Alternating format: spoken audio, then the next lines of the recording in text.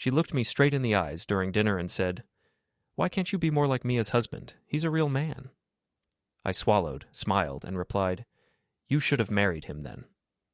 The next morning, I left a letter on the kitchen table, with my ring on top. When she read it, she collapsed, sobbing. Before we begin, don't forget to like and subscribe, and tap hype to boost this episode. Drop your city or country in the comments. I love seeing where everyone is watching from. The restaurant was the kind of place we used to go to when things were good between us. Martelli's, a small Italian place with warm lighting, red check tablecloths, and the smell of garlic and basil heavy in the air. The kind of place where couples came when they were trying to reconnect. I was trying to reconnect. Lana was checking her phone. We'd been married for 9 years, together for 12, and somewhere along the way we'd stopped being a team and started being roommates who occasionally had meals together. I'd suggested dinner hoping a change of scenery might help. I'd even dressed up, put on the button-down shirt she'd bought me, the one she'd said made me look handsome. I couldn't remember the last time she'd called me handsome. Lana sat across from me in a black dress, her hair pulled back, her makeup perfect. She looked beautiful. She also looked bored. We'd ordered appetizers. She picked at the bruschetta while scrolling through her phone. "How was your day?" I asked. "Fine," she said without looking up. I took a sip of water, the ice clinking against the glass too loudly in the space between us. The waiter came by to take our dinner orders. I got my usual chicken parmigiana. Lana ordered a salad with dressing on the side. Always watching her weight, always careful, always controlled. "You could get pasta," I suggested gently. "It's your favorite place for carbonara." "I'm watching what I eat," she said, her tone flat, like I'd suggested something offensive rather than just trying to encourage her to enjoy herself. Our entrees arrived. I cut into my chicken, the cheese stretching in those satisfying strings that usually made me happy. Tonight, it just tasted like cardboard. Lana stabbed at her lettuce with mechanical precision, occasionally glancing at her phone, which she'd placed face up next to her plate, despite my unspoken wish that we could just have one meal without it. I tried again. I was thinking maybe we could plan something for next month. A weekend trip? We haven't gone anywhere together in almost 2 years. She looked up briefly, her expression unreadable. Where would we go? I don't know. The mountains? The beach? Somewhere we could just spend time together. With what money, Ethan? Her voice had an edge now. We're not exactly in a position to be taking vacations. We could budget for it, make it a priority. Some of us have different priorities. The implication hung there, that I didn't have the right priorities, that I was somehow failing at something fundamental. I didn't take the bait. I'd learned months ago that defending myself only led to circular arguments that left us both exhausted and further apart. But she wasn't done. Lana set her fork down with a deliberate clink against her plate. She leaned back in her chair, her arms crossing over her chest, and looked at me with an expression I'd come to recognize over the past few months, disappointment bordering on contempt. "Mia and Trevor just got back from Dubai," she said, her tone casual but loaded.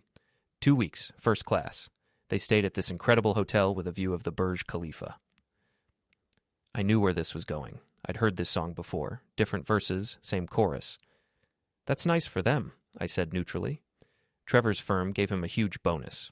They're looking at buying a second property, investment purposes. Good for Trevor.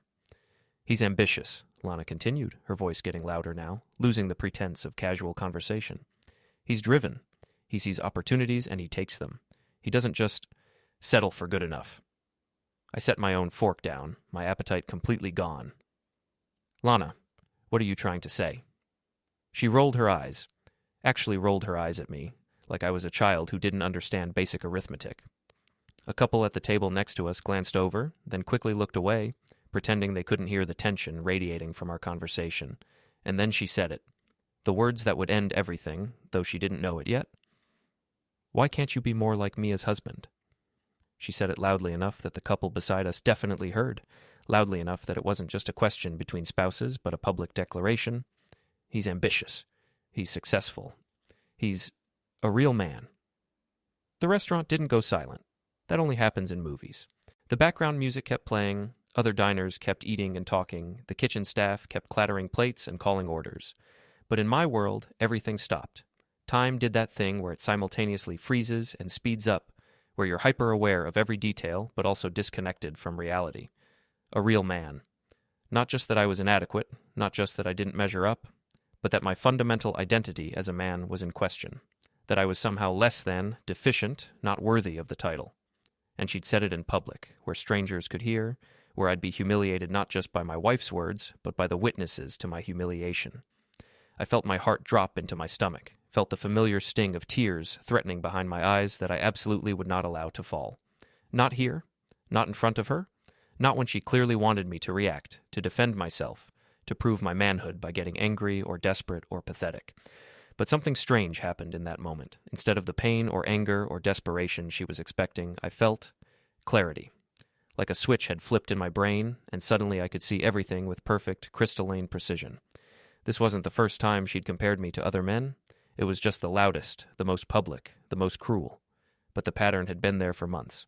Little comments about what Trevor drove, what Marcus earned, how Alex had just been promoted again.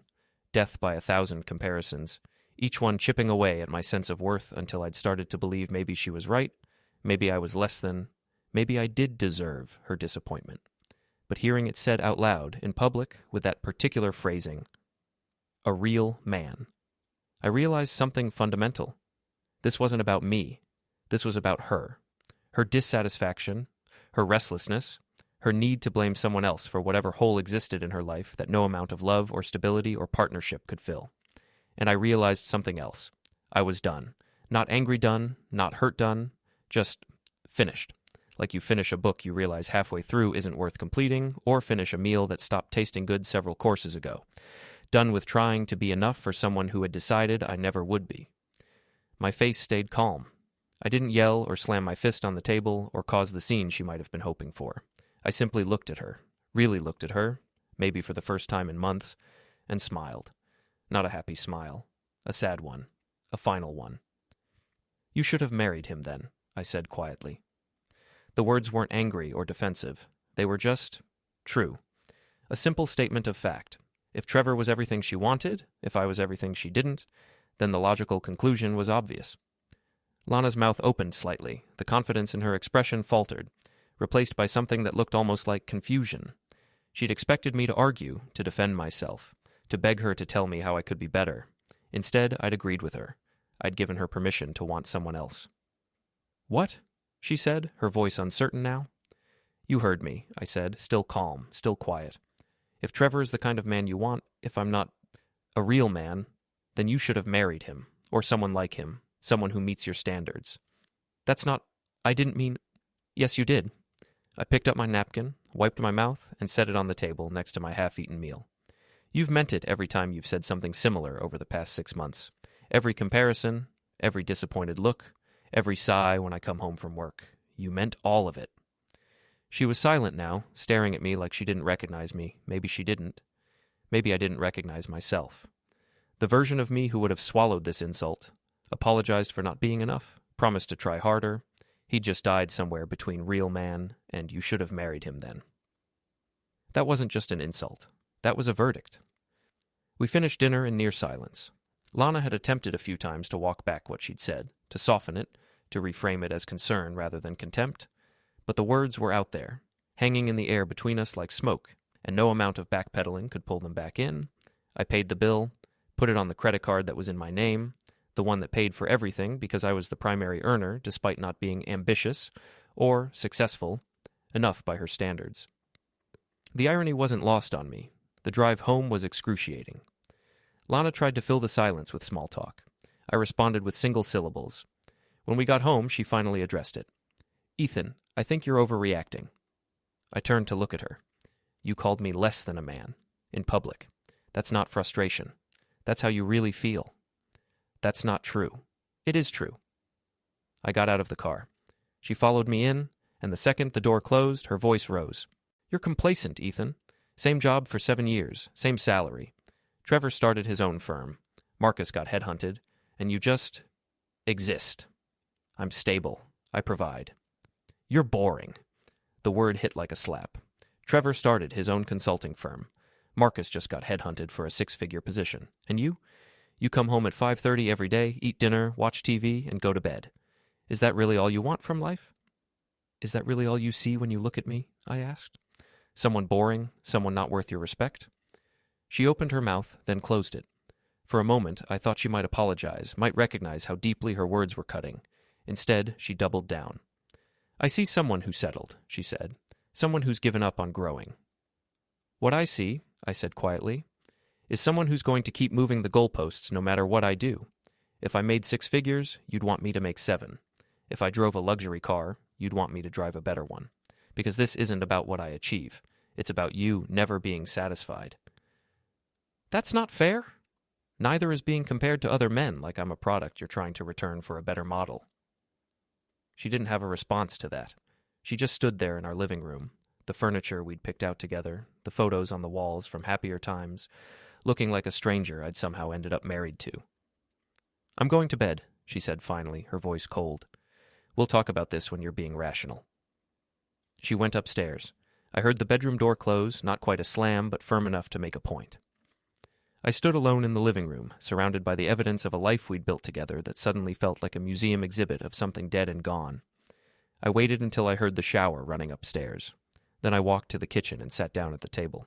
I pulled out my phone and opened the Notes app. For a moment, I stared at the blank screen. "What do you say to someone who's decided you're not enough?" I started writing. Not angry words, just truth. Calm, clear, final truth. I wrote about respect. About how love without respect isn't love. I wrote about comparisons and dignity. The words came easier than I expected. I printed it, folded the single page carefully, set it on the table. Then I looked down at my left hand, at the gold band I'd worn for 9 years. I twisted it off. It resisted slightly, but it came off. I set it on top of the letter. The small golden circle caught the light from the stove, gleaming against the white paper, impossible to miss. I sat there for a long time, looking at it. This was it. The point of no return. Once I walked away from this table, once I left this house, everything changed. There would be lawyers and paperwork and the entire painful process of untangling 9 years of shared life. There would be explanations to family and friends. There would be the loneliness of starting over at 37 years old. But there would also be peace. The peace of not constantly falling short of impossible standards.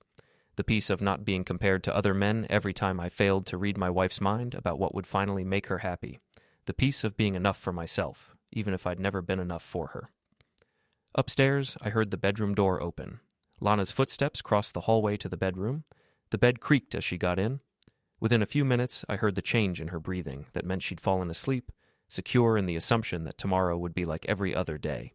Me there, absorbing her disappointment, trying to be better, staying. But I wasn't staying. Sometimes the strongest thing you can do is stop explaining yourself. I'd packed a bag while Lana was in the shower. Not much, just enough clothes for a week or so, some toiletries, my laptop, important documents. I'd moved it to my car already, hidden in the trunk where she wouldn't see it when she glanced out the bedroom window the next morning, as she sometimes did, checking what kind of day it was before getting out of bed. I didn't sleep that night. I lay on the couch in the living room, staring at the ceiling, listening to the house settle around me.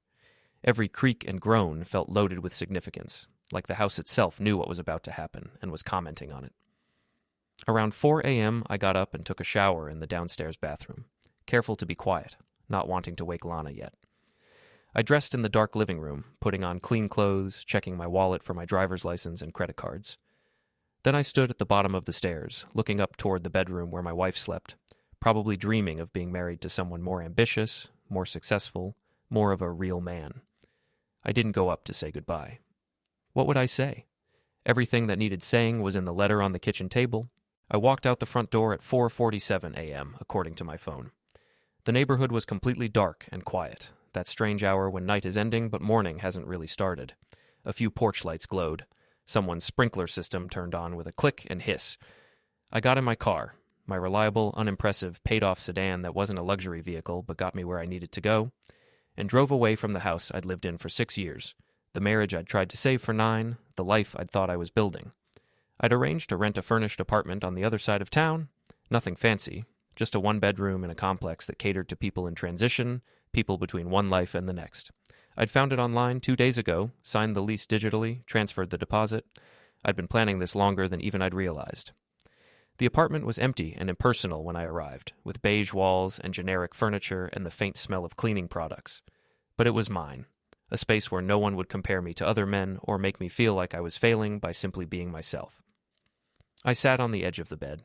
Not my bed, not our bed, just a bed, and watched the sun come up through the blinds, painting stripes of orange and pink across the bland carpet. My phone was on silent, sitting face up on the nightstand. I watched it, waiting. Back at the house, Lana woke up at her usual time, around 7:30 on weekends. I knew her routine like I knew my own. She'd stretch, check her phone, roll over expecting to find me beside her or at least smell coffee brewing downstairs, one of my weekend morning rituals. But the bed was cold. The house was silent. No coffee smell.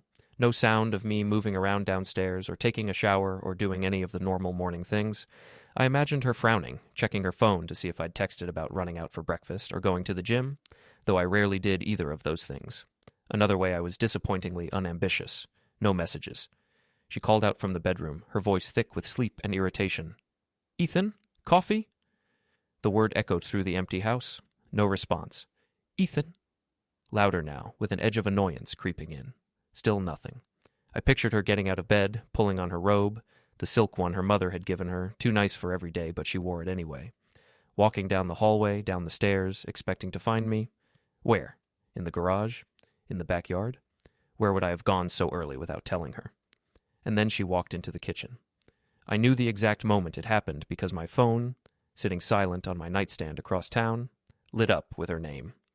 But before she called, there was a moment where she saw the letter on the table, the ring on top of it, the kitchen somehow too quiet, too still, like the moment before a storm hits when the birds stop singing and the air pressure changes. She would have stood there, frozen, not quite processing what she was seeing, not yet alarmed, just confused. Then she'd step closer, pick up the ring, the metal still slightly warm from being recently worn, see her name written on the folded paper beneath it. Her hands would be shaking as she unfolded it. I'd watched those hands do 1,000 things over 9 years. Hold mine during our wedding, flip through magazines, type on her phone, gesture while she talked. Now they were trembling as she read the words I'd written at 2 a.m. in a kitchen lit by a single stove light. "Lana, by the time you read this, I'll be gone. Not far, I'm still in town, but gone from this house, from this marriage, from the version of myself that kept trying to be enough for you. Last night you asked why I can't be more like me as husband. The truth is, I'll never be like Trevor or Marcus or any of the other men you've compared me to over the past 6 months. Not because I'm not ambitious or successful or a real man, but because I'm me. And that's who I thought you married. I have a good job. I provide for us. I come home every night. I'm faithful and reliable, and I've loved you with everything I have. But somewhere along the way, that stopped being enough. Somewhere along the way, you decided that stable meant boring, that reliable meant complacent, that being enough for myself meant I'd given up on life. You were wrong. I didn't give up on life. I gave up on trying to meet standards that keep changing, on competing with men whose lives you see through the curated highlight reel of social media and dinner party conversations. I gave up on being in a marriage where I'm constantly measured against other people and found wanting. I deserve respect. I deserve a partner who sees my worth instead of my deficiencies. I deserve to be more than a disappointment you settled for. So I'm leaving. Not because I don't love you. I do. Or at least I love the person you used to be, the person I thought I married. But I love myself more, and I can't keep sacrificing my dignity on the altar of your dissatisfaction. I hope you find whatever you're looking for. I hope Trevor or someone like him makes you happy in ways I apparently couldn't. I genuinely mean that. Everyone deserves to be with someone who makes them feel like they're enough. I'm going to make myself feel like I'm enough. And that starts with walking away from someone who never will. Goodbye, Lana. Ethan. She would read it once, quickly, not quite believing what she was seeing. Then again, slower, the reality sinking in with each word. And then the panic would hit, the sudden, visceral realization that I wasn't coming back, that this wasn't a dramatic gesture or a temporary tantrum, that I'd actually left. Her breath would catch, her knees would buckle, and she'd sink to the kitchen floor, the letter still clutched in one hand, my wedding ring in the other, and she'd start to cry. Not the delicate tears of someone sad at a movie. The ugly crying of someone who just realized they'd broken something they couldn't fix. Shoulders shaking, face crumpling, sounds coming out that were more animal than human. The sound of someone who just watched their life rearrange itself in the worst possible way. My phone lit up with her first call at 7:52 a.m. I watched it ring through to voicemail. It started ringing again immediately. I let it ring again and again. By 8 a.m., I had 11 missed calls. The texts started flooding in. Where are you? Ethan, pick up the phone. This isn't funny. Where did you go? We need to talk about this. You can't just leave. I'm sorry. I shouldn't have said what I said. Please come home. I didn't mean it. Please, I read each one as it came in, watching the progression from anger to confusion to panic to desperate pleading. The same woman who'd publicly humiliated me less than 12 hours ago was now begging me to come back, promising she didn't mean it, swearing she'd change. But she did mean it. That was the whole point. You don't accidentally call your husband less than a man. You don't accidentally spend months comparing him to other people and making him feel inadequate unless that's genuinely how you feel. And even if she was sorry now, even if she genuinely regretted what she'd said and how she'd said it, the damage was done. I couldn't unhear those words. Couldn't unknow that when she looked at me, she saw someone disappointing, someone less than, someone who should be more like someone else. I turned my phone face down and went to make myself breakfast in my new apartment. Scrambled eggs and toast. Coffee from the machine I'd bought on the way here. Simple, peaceful, mine. She didn't expect him to fight. She expected him to stay. The calls didn't stop. Over the next 3 hours, Lana called me 47 times. I counted. Each time, I watched her name light up my screen, watched the phone buzz against the nightstand, and let it go to voicemail. I listened to exactly 2 of the voicemails she left, both from around 9 a.m. when the panic was really setting in. Ethan, I don't understand what's happening. You left a letter, and your ring, like this is over? Over one fight? That's insane. That's not how marriage works. You don't just quit because someone said something in anger. You need to come home so we can talk about this like adults. Her voice cracked. I'm scared, okay? You're scaring me. Just tell me where you are. Please. The second one was different. Smaller. Broken. I read your letter again. And again. Ethan, I'm so sorry. I didn't realize... I didn't mean to make you feel that way. You're right. I shouldn't have said those things. Any of those things. I was being cruel and shallow, and I don't even know why. You're a good man. You're a good husband. Please don't do this. Please don't give up on us. We can fix this. I know we can. Just come home and we'll fix it. I deleted both voicemails without responding. Around 10 a.m., my phone rang with a number I didn't recognize. I almost didn't answer, but something made me pick up. Ethan? It was Mia. Of course. Lana would have called her best friend, the one married to the paragon of manhood I was apparently supposed to emulate. Mia, I said neutrally. What the hell is going on? Lana is losing her mind. She says you left her, over dinner. Did she tell you what she said at dinner? There was a pause. She said you guys had a fight, that she said something she shouldn't have? Did she tell you she compared me to Trevor? Called me less of a man than him? In public, in front of strangers? Another pause, longer this time. She mentioned she compared you to other people. Ethan, she was frustrated. You know how she gets when... No, I interrupted, my voice firm. I'm not doing this. I'm not explaining or defending or justifying why I won't stay married to someone who treats me with contempt. Tell Lana I'll communicate through my lawyer. Your lawyer? Ethan? You're talking about divorce over one incident? It wasn't one incident, Mia. It was the culmination of months of incidents. Last night was just the loudest one. Now, if you'll excuse me... She loves you, Mia said desperately. She's absolutely falling apart. Whatever she said, she didn't mean... Goodbye, Mia. I hung up and blocked that number too. The text from Lana continued throughout the day, the tone shifting with each hour that passed without a response. 11:23 a.m. I called your office. They said you took personal leave. How long have you been planning this? 12:15 p.m. I'm sorry. I'm so sorry. Please believe me. 1:47 p.m. You're really not coming back, are you? 2:33 p.m. This is crazy. 9 years and you're just done? Over words? 3:06 p.m. Fine. If you want to throw away our marriage, that's your choice. But don't act like I'm the only one with problems. You gave up on us too. 3:42 p.m. I didn't mean that. I'm just upset. Please talk to me.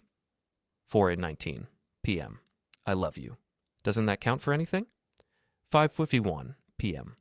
I'm looking at our wedding photos. We were so happy. Remember how happy we were? 6:28 p.m. I made your favorite dinner. Pot roast. It's getting cold. You're not coming home, are you? 8:45 p.m. I can't sleep in our bed without you. I'm on the couch. This is where you slept last night, isn't it? I found the pillow and blanket. How long were you planning this, Ethan? How long have you been done with me? 10:17 p.m. Please, just one conversation.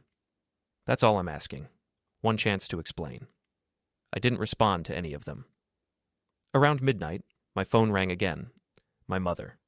Lana must have called her, played the devastated wife whose husband had abandoned her without warning. Ethan Michael Cooper. My mother's voice was sharp with concern and frustration. What on earth is happening? Lana called me in tears, saying you've left her. I have, I said calmly. Over what? She wouldn't give me details, just said you had an argument at dinner. She publicly humiliated me, Mom, compared me to other men, called me less than a man, and made it clear she views me as a disappointment she settled for. My mother was quiet for a long moment. She'd always liked Lana, had been thrilled when we got married, but she also knew her son. Did she apologize? She asked finally. Yes, after I left, after she realized there would be consequences. But you don't accidentally say the things she said. You don't accidentally make someone feel worthless for months unless that's genuinely how you feel. Ethan, marriage is work. It's compromise. You don't just walk away because... Mom, I love you, but I'm not discussing this. I'm 37 years old. I'm not looking for permission or approval. I'm informing you that I've left my wife and I'm filing for divorce. I'd appreciate your support, but I'll be fine either way. Another long silence. Then softer. Are you safe? Do you have somewhere to stay? Yes and yes. Do you need anything? Just time, space, understanding that I'm doing what I need to do for my own sanity and self-respect. Okay, she sighed. Okay, honey, I'm here if you need me. Thanks, Mom. After I hung up, I finally blocked Lana's number. I should have done it hours ago, but some part of me had wanted to watch the progression, to see the reality sink in through her increasingly desperate messages. Now, with her number blocked, my phone finally went silent. No more calls, no more texts, just peace. Blessed, complete peace. I sat in my sparse apartment, ate leftover Chinese food directly from the container, watched a movie I'd wanted to see that Lana had always dismissed as not her thing, and went to bed in a bed that was mine alone. And I slept better than I had in months. She wanted a man like me as husband. Turns out, she couldn't handle losing the one she had. 2 weeks passed. 14 days of silence, of establishing a routine in my new life, of slowly unfurling from the tight ball of tension I'd been carrying for so long I'd forgotten what it felt like to be relaxed. I'd contacted a divorce lawyer, a woman named Patricia Chen, who specialized in straightforward, uncontested divorces. I'd laid out the situation. No children, no major shared assets besides the house which I was willing to let Lana have, or sell and split the proceeds. I just wanted out. Wanted it done cleanly and quickly, and with as little drama as possible. Patricia had drafted the papers with efficient compassion, asking the necessary questions without being invasive, providing advice without judgment. You seem very certain about this, she'd observed during our first meeting. I am, I'd said, and I was. The papers were served to Lana at the house on a Tuesday morning. I knew because Patricia's office called to confirm service. I could imagine Lana's face when she opened the door to find a process server with an envelope containing the legal end of our marriage. 3 days later, Patricia called again. Mrs. Cooper's attorney has been in touch. She's agreed to mediation. Are you willing to meet with her present? Just her and lawyers? I asked. Yes. Conference room, neutral ground, professional setting. I agreed. Not because I wanted to see Lana again, but because it was the next necessary step in closing this chapter. The mediation was scheduled for the following Monday at 2 p.m. at Patricia's office downtown. I arrived 15 minutes early, dressed in a suit I normally only wore to funerals and job interviews. Armor for what I knew would be emotionally difficult, even if I was certain of my decision. Patricia met me in the lobby. Her attorney just texted. They're running a few minutes late. We went up to the conference room to wait. Floor-to-ceiling windows overlook the city, spring sunshine making everything look clean and new. Patricia set out bottles of water, positioned her files and laptop just so, and gave me a reassuring smile. Remember, you don't have to justify your decision. We're here to work out logistics, not to relitigate the marriage. Understood. 10 minutes later, they arrived. Lana walked in with a middle-aged man in an expensive suit. Her lawyer, presumably. But it was Lana I couldn't look away from. She looked terrible. Not in a dramatic, made-for-TV way, but in the real way people look when they've been crying for 2 weeks and not sleeping well. Her makeup was smeared like she'd applied it and then rubbed her eyes repeatedly. She'd lost weight. Her clothes hung looser on her frame. Her hair, usually styled perfectly, was pulled back in a messy ponytail. Her eyes were red and swollen, with dark circles underneath that no amount of concealer could fully hide. She looked broken, and I felt nothing. Not satisfaction, not pity, not love, just emptiness where she used to live in my heart. She looked at me as she sat down across the table, and her eyes immediately filled with tears. Her lawyer, he'd introduced himself as David something, put a gentle hand on her arm, a professional gesture of support. Patricia launched into the formalities, outlining why we were here, what needed to be decided. Division of assets, pension plans, the house, all the boring logistical realities of untangling two lives. But Lana wasn't listening. She was staring at me, tears streaming down her face, her hands clutching a tissue that was already shredded. "Ethan," she said, her voice weak and broken, interrupting Patricia mid-sentence. "Please, you didn't have to leave. We could have worked through this." David cleared his throat. "Mrs. Cooper, perhaps we should focus on—" "No," she said, louder now, more desperate. "No, I need to say this. I need him to hear me." She turned her full attention on me. "You're better than him, than Trevor, than all of them. I was just angry. I was being petty and cruel, and I said things I didn't mean. But you can't just throw away 9 years over that. Over one fight." "It wasn't one fight," I said quietly. "It was months of death by 1,000 cuts. Last night at the restaurant was just the loudest one. I know I made you feel less than, and I'm so sorry. I was projecting my own dissatisfaction with myself onto you. I was comparing our life to everyone else's and losing sight of what we actually had." Her voice was shaking, the words tumbling out in a rush. "But we can fix this. I'll stop. I'll never compare you to anyone again. I'll go to therapy. We'll go to therapy together. Just please don't do this."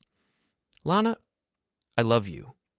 The words came out as almost a shout, raw and desperate. "I love you, and I know I didn't show it. I know I made you feel like you weren't enough. But you are. You're more than enough. You always were. I was just too stupid and ungrateful to see it." I looked at her, really looked at her, and saw genuine remorse. Real pain. Authentic regret for what she'd said and how she'd made me feel. And 2 months ago, maybe even 2 weeks ago, that might have been enough. Might have made me reconsider, might have made me want to try again, but not now. "You meant every word," I said, keeping my voice calm and even. "Maybe you regret saying them out loud, maybe you regret the consequences, but you meant them when you said them. You looked at me and saw someone disappointing, someone less than, someone who should be more like someone else. And I can't unhear that. I can't unknow that when you look at me, that's what you see." "That's not true anymore?" "It is true. Maybe you'll try to hide it better now. Maybe you'll try to convince both of us that you don't feel that way. But it's there. It'll always be there. And I can't spend the rest of my life wondering if I'm enough. If today's the day you'll compare me to someone else again, if this month I've earned your approval, or if I'm falling short, I won't. You will. Maybe not tomorrow, maybe not this year. But eventually, when life gets hard or boring or stressful, you'll look at me and wish I was someone else. Someone more ambitious, more successful, more anything other than what I am. And I deserve better than that. I deserve someone who looks at me and sees enough. Right now, exactly as I am." Tears were streaming down her face in earnest now. "So that's it? You've just decided? Without even trying?" "You decided," I said gently but firmly. 2 weeks ago when you called me less than a man in public, when you threatened to end us with your words. I'm just following through on what you started." David, her lawyer, jumped in professionally. "Perhaps we should take a short break?" "No," Lana said. "No, I need to—" She turned back to me, her whole body shaking. "Ethan, I can't do this without you. I can't imagine my life without you in it. Please, one more chance. That's all I'm asking, just one." And in that moment, looking at this woman I'd loved for 12 years, married for 9, I felt a wave of sadness. Not for our relationship. That was over. Had been over before I'd even fully realized it. But sadness for both of us. For the years we'd spent growing apart while pretending we were growing together. For the love we'd had that had curdled into resentment and comparison and contempt. For the fact that sometimes two people who genuinely care about each other can still be toxic together. "I'm sorry," I said, and I meant it. I really am. But no more chances. No more trying. I'm done. Her face collapsed completely. The last thread of hope snapped, and I watched it happen in real time. Her shoulders shook with sobs so violent they looked painful. David put his arm around her shoulders, guiding her up from her chair. "I think we need a moment," he said quietly to Patricia. He led Lana out of the conference room. Her crying echoed down the hallway, gradually fading as they moved toward the elevators or the bathrooms or wherever you take someone who's falling apart. Patricia and I sat in silence for a moment. "That was hard," she said finally. "Are you okay?" "Yeah," I said, and I was. It needed to happen.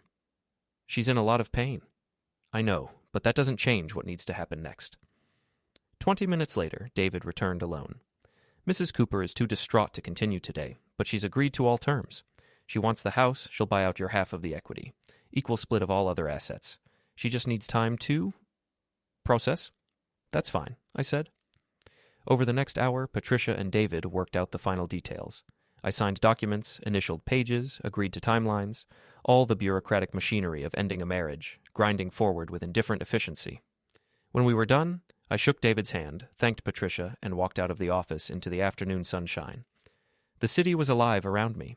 People walking with purpose, cars honking, someone playing music from a storefront, birds singing in the trees that lined the sidewalk. Spring was in full bloom, everything green and growing and full of possibility. I took a deep breath, a real one, the kind that fills your lungs completely and reminds you that you're here, you're alive, you're free. My phone buzzed with a text from my brother. "How'd it go?" I typed back. "It's done." She signed. "You okay?" "Yeah. Actually, yeah.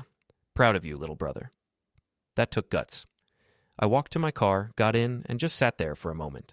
37 years old, single, starting over, everything uncertain, but also everything possible. Lana had compared me to another man, had made me feel less than, had spent months chipping away at my sense of worth until I'd almost believed her narrative that I wasn't enough. So I'd let her find one, let her be someone else's disappointment. Let her discover whether Trevor or Marcus or any of the men she'd held up as paragons of success were actually any better at dealing with her impossible standards and constant need for more. But I was done competing, done trying to prove my worth to someone who'd decided I didn't have any, done sacrificing my peace and dignity and self-respect on the altar of someone else's dissatisfaction. I'd walked away, and in doing so, I'd walked towards something better, a life where I was enough exactly as I was for the most important person, myself. I started the car and drove toward my new apartment, toward my new life, toward whatever came next. The future was uncertain, yes, maybe scary, probably lonely for a while, but it was mine.